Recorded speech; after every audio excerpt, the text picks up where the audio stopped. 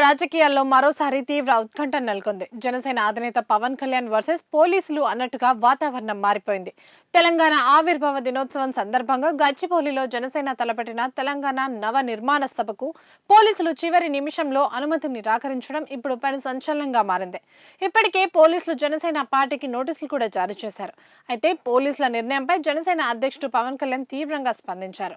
సభకు పర్మిషన్ ఇవ్వకపోవడంతో పవన్ కళ్యాణ్ రూట్ మార్చారు.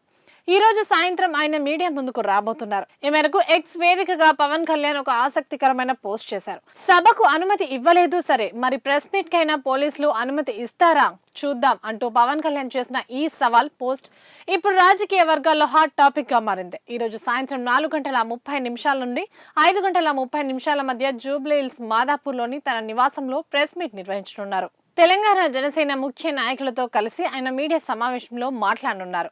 మరి ఈ ప్రెస్ మీట్ కు పోలీసులు ఎలాంటి వ్యూహం అవలంబించబోతున్నారు? పవన్ కళ్యాణ్ నివాసం వద్ద భద్రత ఎలా ఉండబోతోంది? ఈ మీడియా సమావేశంలో పవన్ కళ్యాణ్ ఏ అంశాలను ప్రస్తావించనున్నారు అనేది ఇప్పుడు సర్వత్రా ఆసక్తి రేకెత్తిస్తోంది.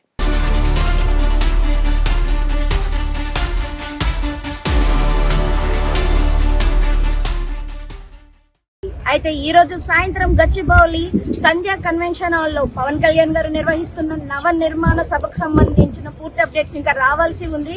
అయితే పోలీసులు ఇచ్చిన సమాచారం మేరకు ఇక్కడ పార్కింగ్ కి సంబంధించి కానీ లేకుంటే పార్టీకి సంబంధించిన కార్యాలయాలకు సంబంధించి కానీ మీటింగ్స్ పెట్టుకోవడానికి పోలీసులు అనుమతి ఇవ్వకపోవడంతో ఈ మీటింగ్ అసలు ఈ రోజు జరుగుతుందా లేదా అనే ఉత్కంఠ కూడా అందరిలోనే నెలకొంటుంది. అయితే ఇక్కడ మనం చూస్తున్నాము, పార్టీ కార్యకర్తలు ఒకవైపు బయట ఉంటే ఇంకో పక్కన మనకి ఇటు పక్కన బాడీ గార్డులు కూడా మనం చూస్తున్నాము. అయితే ఇక్కడ మనం గమనించిన మేరకు ఈవినింగ్ అసలు ఈ మీటింగ్ జరుగుతుందా లేదా అనేది కూడా ఇంకా క్లారిటీ రావాల్సి ఉంది. అయితే పోలీసులు చెప్తున్న సమాచారం మేరకు ఏంటంటే ఇక్కడ సభకు సంబంధించి ఎవరికి కూడా అనుమతి లేదు అని అనేసి పోలీసులు ఆపినట్టయితే చెప్తున్నారు. అయితే హైకోర్టుకి లేక పవన్ కళ్యాణ్ గారు రాసినట్టు కూడా మనకు తెలుస్తుంది. అయితే దానికి సంబంధించిన పూర్తి అప్డేట్స్ ఇంకా రావాల్సి ఉంది. మరి ఈ రోజు సాయంత్రం ఈ సభ అనేది జరుగుతుందా లేదా అనేది కూడా ఇంకా తెలియాల్సి ఉంది.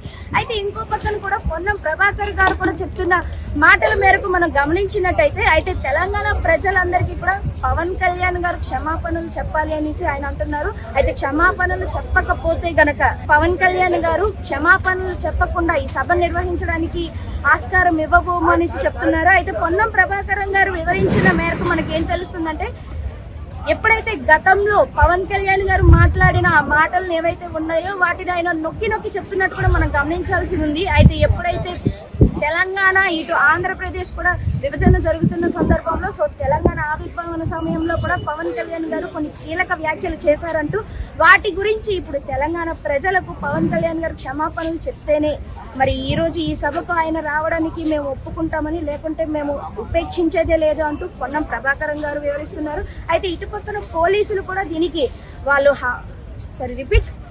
అయితే పోలీసులు కూడా ఇప్పుడు అనుమతించకపోవడంతో దానిలోని కూడా కొన్ని కారణాలు అయితే మనకి చూపిస్తున్నారు. అటు పక్కన చూడొచ్చు, పార్కింగ్ కూడా మనకి ఎక్కడ కూడా ఆస్కారం లేకుండా ఉంది.